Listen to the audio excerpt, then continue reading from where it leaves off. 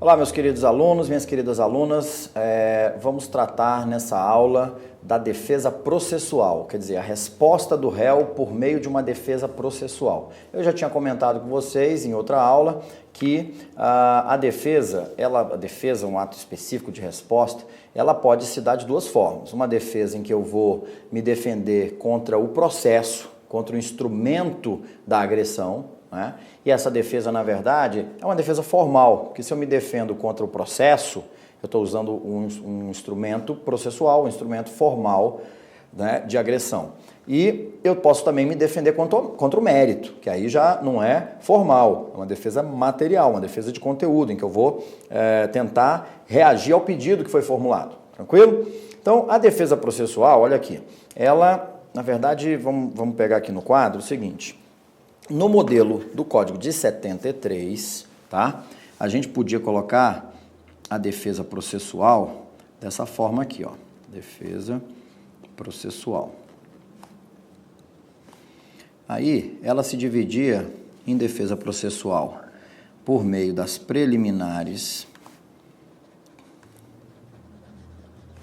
de contestação e na defesa processual por meio das exceções. Vou botar aqui o vermelhinho, CPC 73. Essas exceções, por sua vez, podiam ser de incompetência, relativa, podiam ser de suspeição do juiz, e podia ser de impedimento do juiz. De impedimento do juiz, tá? O que acontece com o Código de 2015?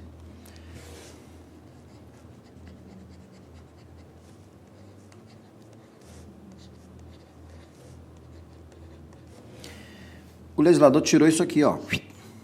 Acabou com as exceções. Não existe mais exceção. A exceção era movida numa petição específica, era um incidente processual, formava um volume próprio. O que a gente tem agora, se não tem mais exceção? Bom, primeiro, a arguição de incompetência relativa, ela é jogada para as preliminares de contestação, onde já era suscitada a incompetência absoluta, tá? E esses dois aqui, a suspeição e o impedimento, eles passaram a ser questionados por meio de uma simples petição específica, tá? Então,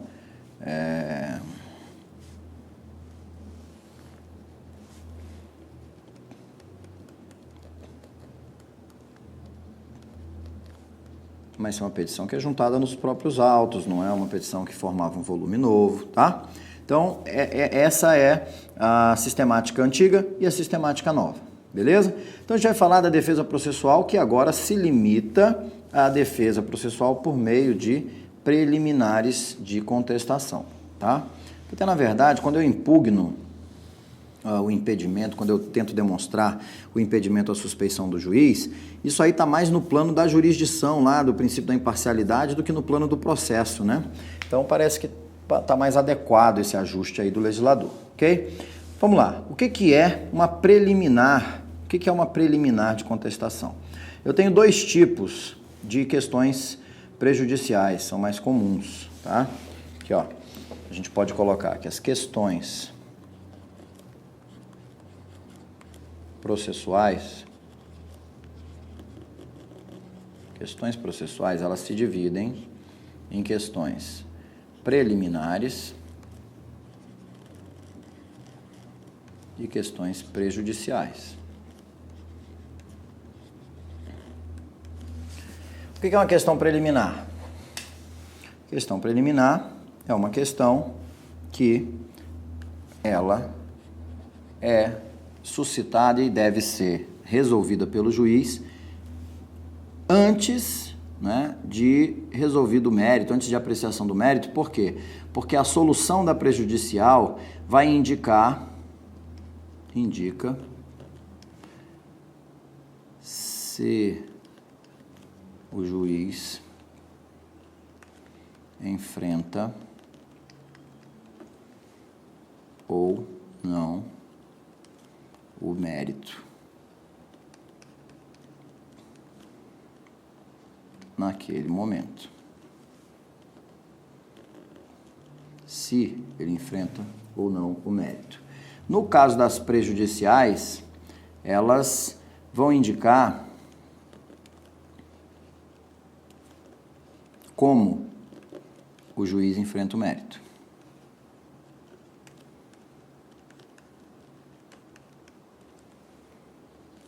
Como o juiz enfrenta o mérito. Tá? Como assim? Vamos lá. Questão prejudicial. Aquele exemplo que eu dei numa outra aula, o servidor público morre, contribui para o Instituto de Previdência, e aí a companheira dele vem e pede para receber a pensão. O Instituto de Previdência diz que não tem nenhum documento lá confirmando essa alegação de que eles viviam em união estável. Então, essa questão de viver ou não em união estável é uma questão prejudicial. Por quê? Porque se ela vivia em união estável, ela tem direito à pensão, o juiz julga procedente o pedido. Se ela não vivia em união estável, ela não tem direito à pensão, o juiz julga improcedente o pedido. Como é que o juiz vai julgar o mérito? Ele pode julgar improcedente, ele pode julgar procedente e ele pode julgar parcialmente procedente.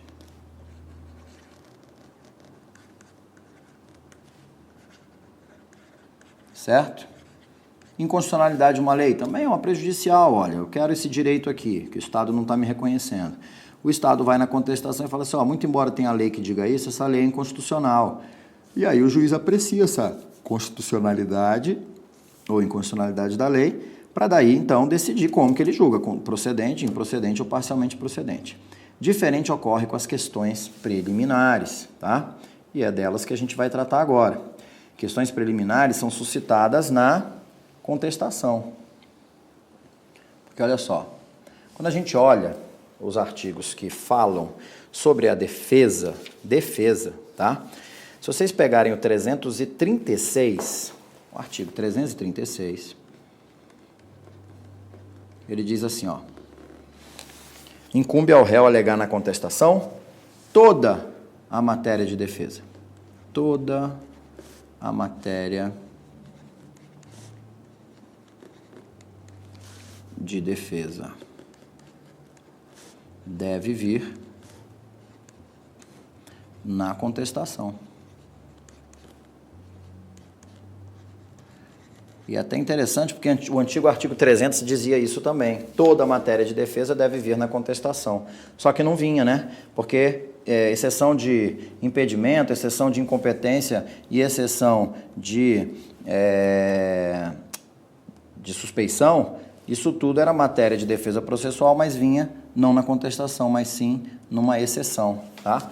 E agora não. Toda a matéria de defesa deve vir na contestação. E daqui, ou doutrina entende que isso aqui é uma manifestação do chamado princípio da eventualidade. Princípio da eventualidade. Tranquilo? Então, olha só. Aí ele diz lá, incumbe ao réu alegar na contestação toda a matéria de defesa, expondo as razões de fato e de direito com que impugna o pedido do autor e especificando as provas que pretende produzir, tá? Aí o 337 fala assim, incumbe ao réu, antes de discutir o mérito, alegar. Antes de discutir o mérito, alegar. Então, no artigo 337, a gente passa a ter a figura das preliminares. Artigo 337. Por que eu sei que são preliminares? Porque eu tenho que alegar isso aqui antes de discutir o mérito, tá? Então, são as preliminares de contestação, que a gente coloca lá na contestação, preliminarmente, né? Então, vem a presença de Vossa Excelência oferecer contestação nos seguintes termos, 2 pontos. 1. dá preliminar de coisa julgada. 2, dá preliminar de conexão, tá? Então a gente pode pegar o artigo 337 e começar a trabalhar essas preliminares aqui, né? Vamos fazer isso, ó. Acompanha comigo. Pega o artigo 337 que você tem aí no código, tá? E são 13 incisos, mas eu já adianto para você que esses incisos não são, isso aqui não é um rol taxativo, tá? Um rol apenas exemplificativo. Então vamos lá. Pega aí o código, acompanha comigo, ó. Incumbe ao réu, antes de discutir o mérito, alegar. 1. Inexistência ou nulidade de citação. Aliás, aqui, deixa eu aproveitar que a gente está no quadro ainda e trazer para vocês o seguinte. A doutrina, ela costuma fazer uma classificação dessas preliminares em 2 blocos. Preliminares peremptórias e preliminares dilatórias, tá? Então, ó, dilatórias e preliminares peremptórias.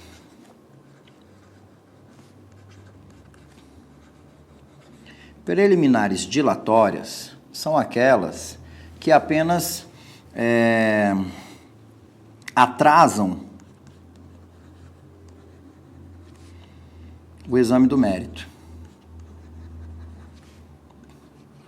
Atraso em que sentido? A gente vai pegar, lá em cima eu não coloquei na definição que indica se o juiz enfrenta ou não o mérito naquele momento. Então, uma dilatória, o juiz não pode enfrentar o mérito naquele momento, ele vai ter que resolver uma outra questão e daí sim ele pode enfrentar o mérito, tá? Ou ele ou outro juiz, mas o processo não se extingue. Então, a gente pode colocar aqui, ó, atrasam o exame do mérito. Não há extinção do processo. Diferente das chamadas preliminares peremptórias, em que eu tenho a extinção do processo sem resolução do mérito. Tranquilo? Então pega lá, primeira preliminar do 337, fala de falta ou nulidade de citação. Bom, se o juiz recebe uma petição dizendo, olha, senhor juiz, foi declarada a minha revelia, mas na verdade eu fui citado por hora certa, mas tem uma nulidade ali. O oficial de justiça passou 2 vezes lá em casa, só que eu estava fazendo uma viagem a trabalho, está aqui o comprovante, ó. Não teve nenhuma ocultação ali forçada, nem nada disso. Bastava o oficial de justiça ter perguntado ali pro porteiro do prédio ou para minha esposa que estava em casa e ele teria essa informação. Então eu quero que reconheça a nulidade dessa citação. Tranquilo. O código diz que o comparecimento espontâneo do réu para alegar nulidade ou falta da citação supre a falta de citação. Então, resolvida essa questão, o juiz vai apenas despachar isso, reconhecer e acabou, segue o processo em frente. Então só vai atrasar o andamento do processo enquanto o juiz examina essa questão, tá? Então a gente pode até, se você tiver com o código aberto, eu gosto de rabiscar o código, é interessante você escrevendo aí do lado do inciso 1º, coloca aí dilatória, tá? Inciso 2º, incompetência absoluta e incompetência relativa. Independentemente da natureza, se é absoluta ou se é relativa, olha aqui para mim, se é absoluta ou se é relativa, o que vai acontecer? O juiz, reconhecendo a incompetência, Guilherme, puxa aí para mim, reconhecendo a incompetência, o que vai acontecer? O juiz não vai julgar o mérito, porque é uma questão preliminar, mas não vai haver a extinção do processo, tá bom? Não vai haver a extinção do processo. O juiz simplesmente vai encaminhar os autos para o juízo competente, tá? Seja na incompetência absoluta ou na incompetência relativa. Então, pode escrever do lado aí, do inciso 2º, que a alegação, a preliminar de incompetência relativa ou absoluta, ela é uma preliminar dilatória, tá? Estica o tempo de duração do processo, mas não há a extinção do processo. Quando a gente chega no Inciso terceiro, incorreção do valor da causa. Lembra que é possível fazer impugnação ao valor da causa, não mais por meio de incidente processual, mas por meio de preliminar de contestação? Vamos só discutir o valor da causa. Pode até demorar um pouquinho, mas é o mesmo juiz que vai enfrentar o processo, não vai haver extinção do processo. Também é uma preliminar dilatória, tá? Aí você pode pensar, pô, mas parece que toda preliminar é dilatória, né? Não necessariamente. Olha só, inciso 4, o que fala aí? Como preliminar de contestação. Inépcia da inicial. Inépcia da inicial é uma hipótese de indeferimento da inicial. O juiz passou batido, né? Tinha lá uma inépcia da inicial em razão do autor ter formulado um pedido indeterminado, um pedido genérico, fora daquelas 3 hipóteses previstas em lei. Então o juiz tinha que ter feito o quê? Indeferida inicial. Mandou citar, recebeu a inicial, mandou citar, o réu vem na preliminar, demonstra na preliminar que era caso de inépcia da inicial. Se o juiz acolhe essa preliminar, ele faz o quê? Ele extingue o processo sem resolução de mérito. Então a gente tem aí o quê?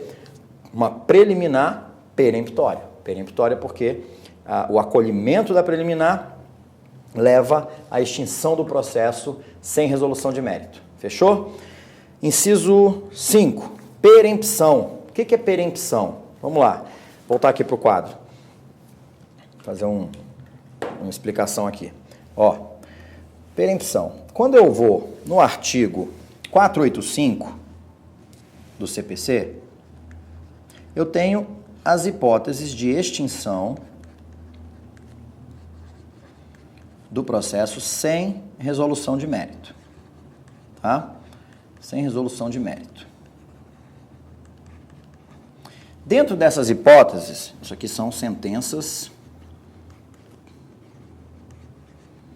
terminativas. Sentenças terminativas, tá? Lá no inciso primeiro, salvo engano, 485, não, inciso 3º, quando, por não promover os atos e as diligências que lhe incumbir, o autor abandonar a causa por mais de 30 dias. Então, no inciso 3º, eu tenho uma hipótese de abandono da causa pelo autor por mais de 30 dias. Tá? O que vai acontecer? Entrei com a ação, chegou uma hora lá, o juiz me deu uma determinação, eu não fiz nada, passados os 30 dias, o réu vai dizer assim, ele abandonou a causa, extingue o processo sem resolução de mérito. Pronto, o juiz extinguiu o processo sem resolução de mérito. Aí o autor vai e propõe novamente essa ação, acontece a mesma coisa e o juiz extingue pela segunda vez. Propõe novamente a ação, extingue pela terceira vez. O que o Estado, juiz, pressupõe? Que o autor não quer chegar no mérito, o autor não quer levar o processo até o exame do mérito. O autor quer usar o processo para constranger o réu. Então, se acontecer isso aqui, tá? Extinção do processo sem resolução do mérito, com base no 485, inciso 3º, por 3 vezes, tá? O que vai acontecer? Vai acontecer um fenômeno chamado perempção. A perempção vai impedir a parte de propor novamente uma 4ª vez essa ação. Fica ressalvado o direito de ele, em matéria de defesa, né, reivindicar o seu direito, aquele direito que ele alega ter, mas ele não pode propor uma nova ação, tá? Isso é a perempção, tranquilo? Você, dentro daquela ideia que eu coloquei, de que é sempre bom rabiscar o código, é o melhor jeito de estudar, pega lá no artigo 485, tá? Faz um círculozinho no inciso 3º e depois vocês podem pegar o parágrafo 3º do artigo 486. Então, aqui é o artigo 486, parágrafo 3º, que diz assim: se o autor der causa por 3 vezes a sentença fundada em abandono da causa, não poderá propor nova ação contra o réu com o mesmo objeto, ficando-lhe ressalvada, entretanto, a possibilidade de alegar em defesa o seu direito, tá? Se acontecer isso por 3 vezes, né, o autor fica impedido de propor novamente a ação, tá? Sentença fundada em abandono da causa. Essa perempção, ela vai, quer dizer, extinguiu a terceira vez, sem resolução de mérito, tá? Na quarta vez que vier a ação, na contestação, o réu vai chegar e vai dizer em preliminar, olha, seu juiz, aconteceu aí uma preliminar de perempção, já a pessoa não pode mais propor essa ação.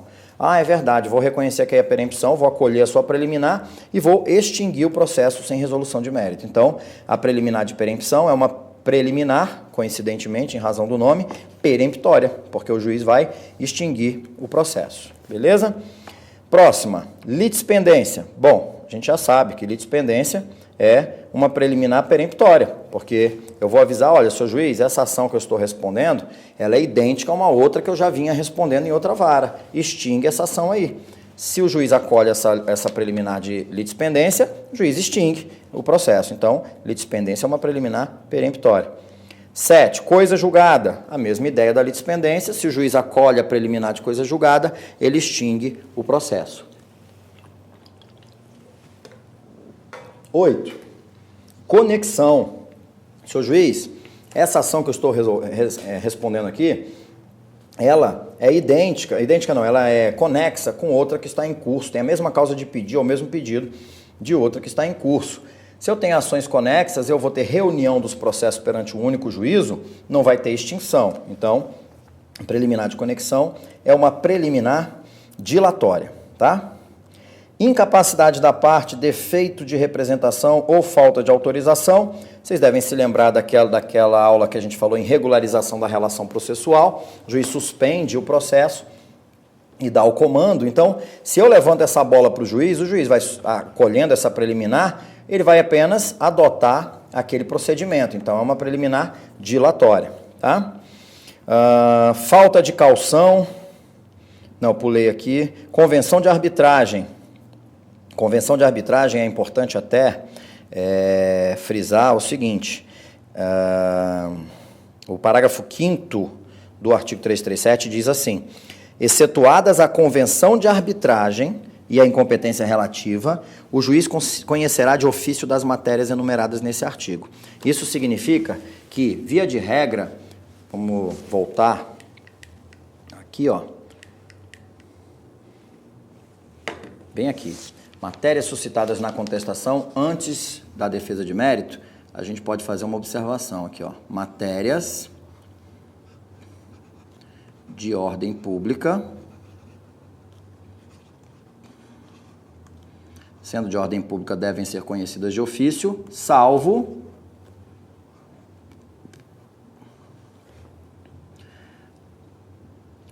alegações,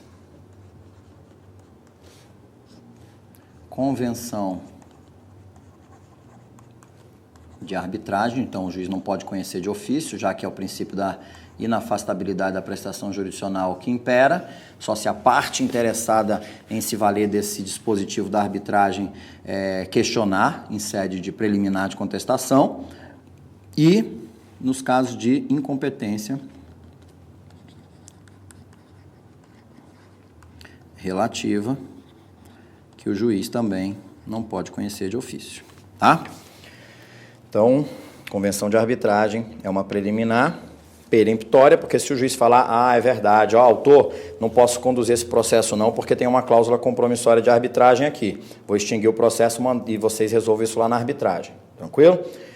11. Ausência de legitimidade ou de interesse processual, falta de condições da ação, leva à extinção do processo por carência de ação. Então, nesse caso, o inciso 11, a gente está falando de uma preliminar peremptória. 12. Falta de caução ou de outra prestação que a lei exige como preliminar. Então, se eu tenho que caucionar, vou dar um exemplo para vocês. Quando a gente tem, por exemplo, estrangeiros, né, residindo no país, acompanha comigo aqui, estrangeiros que não residem no país, ou até pessoas que não residem no país, e o processo vai correr no Brasil, existe a necessidade, a lei diz, de prestar uma caução, tá? Para garantir pelo menos o pagamento das custas e dos honorários, isso aqui da verba de sucumbência, tá? Caso eu perca, isso aqui tem que ter um jeito de bancar, não tem patrimônio do cara aqui, o cara não está aqui, eu vou fazer como? Então tem que prestar uma caução, tranquilo? Faltou isso na inicial, o réu vai na contestação, suscita essa preliminar de falta de caução. O juiz vai, opa, peraí, vou acolher essa preliminar, vou determinar que se preste a caução, depois o processo segue em frente. Então é uma preliminar que apenas atrasa um pouco o exame do mérito, então uma preliminar dilatória. Tá? E a última, que a gente olha aqui no código, fala de indevida concessão do benefício de gratuidade da justiça. O autor entrou com a petição inicial, pediu o benefício da gratuidade da justiça. O réu citado chega lá e fala assim, peraí, o cara é servidor público, o cara trabalha no Senado, o cara ganha 30 mil por mês, esse cara não está merecedor do benefício da gratuidade da justiça. Se o juiz acolher, ele não vai extinguir o processo, ele simplesmente vai retirar o benefício da gratuidade da justiça. Então é uma preliminar dilatória, beleza? Essas aí são as preliminares, né, de contestação, podem ser dilatórias ou peremptórias. Tá? As peremptórias levam à extinção do processo, as dilatórias apenas empurram para frente o exame do mérito, que pode ser feito pelo próprio juiz ou por outro juiz. Lembra da hipótese da conexão, por exemplo, ou das hipóteses de incompetência relativa e incompetência absoluta. Tá? Até mesmo pela da arbitragem, mas a da arbitragem é peremptória, mas vai ser decidido por outro juiz. Agora é o seguinte, tem uma inovação aqui importantíssima no que diz respeito a preliminar de ilegitimidade passiva. Vocês se lembram? A gente comentou na aula de intervenção de terceiros, e vocês devem se lembrar, quando vocês estudaram o outro código, da figura da nomeação-autoria. Nomeação-autoria era uma intervenção de terceiros que ela era utilizada quando a gente queria corrigir o polo passivo. Então existiam duas hipóteses, né? Lá no artigo 62 e no artigo 63 do Código de Processo Civil de 73. Dizia assim, aquele que detiver coisa alheia e que for demandado em nome próprio, deverá nomear a autoria o proprietário ou o possuidor. Então, a nomeação-autoria visava a correção do polo passivo, uma vez que o réu apontado pelo autor era parte ilegítima, porque o autor queria o proprietário ou o possuidor e acabou colocando no polo passivo o detentor. Tá? E existe uma outra hipótese que tratava ali quando era uma ação indenizatória e você alegava que o réu praticou o ato que causou o dano e o réu vinha e dizia assim, olha, eu só pratiquei esse ato porque eu estou cumprindo ordens de terceiro, aqui sou mandatário, dentro dos limites do mandato eu não respondo, né? É ele que responde, tá? Então eu utilizava esse procedimento para corrigir a ilegitimidade passiva. Vamos pensar aqui o seguinte, um novo código trabalha com primazia do julgamento do mérito. Se ele trabalha com primazia do julgamento do mérito, não me interessa ficar extinguindo processo sem resolução de mérito por causa de ilegitimidade passiva, que às vezes eu só vou detectar lá na frente. Então, pensando em duração razoável do processo, primazia do julgamento do mérito, celeridade, eficiência, economia processual, e já que existia a possibilidade de correção da ilegitimidade passiva naquelas duas hipóteses, o legislador do novo código abriu geral a possibilidade de correção da ilegitimidade passiva, tá? Então, quando vocês pegarem ali no código, vocês vão olhar no artigo 339, tá? Então, aliás, ele começa no 338. Vamos voltar aqui para o quadro, ó. Deixa eu separar aqui. Então, o artigo 338. O artigo 338 diz assim: alegando o réu na contestação ser parte ilegítima ou não ser o responsável pelo prejuízo invocado, o juiz facultará ao autor em 15 dias, alteração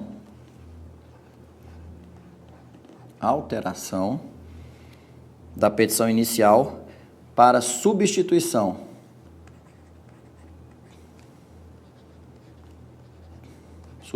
do réu. Essa é uma das hipóteses.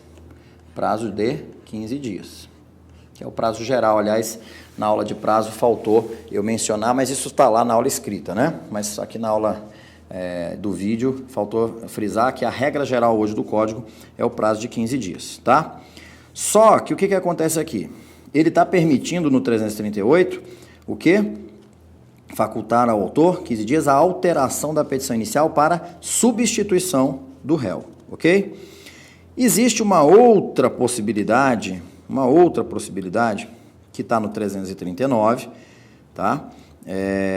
339 que diz assim: quando alegar sua ilegitimidade, incumbe ao réu indicar o sujeito passivo da relação jurídica discutida sempre que tiver conhecimento, sob pena de arcar com as despesas processuais e de indenizar o autor pelos prejuízos decorrentes da falta da indicação. Isso aqui era o que, então aqui ó, é o que já falava lá, é a mesma sistemática da nomeação autoria, né? Então, no 339 está dizendo que é um dever processual, sob pena do pagamento de indenização, dever processual de indicação do réu legítimo, tá? Só que aí os parágrafos do 339 diz assim, parágrafo 1º, o autor, ao aceitar a indicação, no prazo de 15 dias, procederá à alteração da petição inicial para substituição do réu, observando-se o parágrafo único do artigo 338, e o parágrafo 2º diz assim, no prazo de 15 dias, o autor pode optar por alterar a petição inicial para incluir como litisconsorte passivo o sujeito indicado pelo réu. Então, eu tenho essa dupla possibilidade. Na verdade, essa aqui é do 338, mas eu tenho uma outra possibilidade aqui,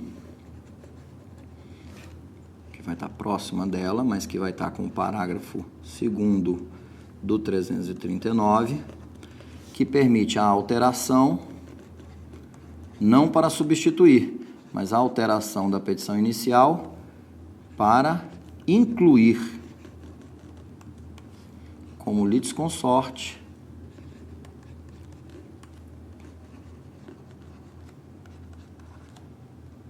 o indicado, né? O indicado pelo réu, o sujeito indicado pelo réu, tá? Belezinha? E aí, ele pode fazer essa dupla opção, tá? Claro que se ele, no 338, parágrafo único, diz assim, que realizada a substituição, o autor reembolsará as despesas e pagará os honorários ao procurador do réu excluído, que serão fixados entre 3% e 5% do valor da causa, ou sendo ele irrisório nos termos do artigo 85. Só que aqui, então, ó, 3% e 5% já está bem mais baixo o valor dos honorários, né? Por quê? Porque ele, apesar de ter processado alguém que não deveria ter sido processado, mas ele pelo menos aceitou essa substituição. A observação que merece ser feita é nessa hipótese aqui, que nessa hipótese, se ele inclui como litisconsorte a pessoa indicada, o que ele está fazendo? É porque ele está na dúvida se realmente é aquela pessoa e ele quer processar duas pessoas. Uma dessas é legítima, a outra não. Lá no final ele vai arcar com a sucumbência e aí provavelmente as despesas aí e os honorários de sucumbência serão bem mais expressivos. Tranquilo? Então, essa aí que é a ideia de trabalhar o novo regramento da correção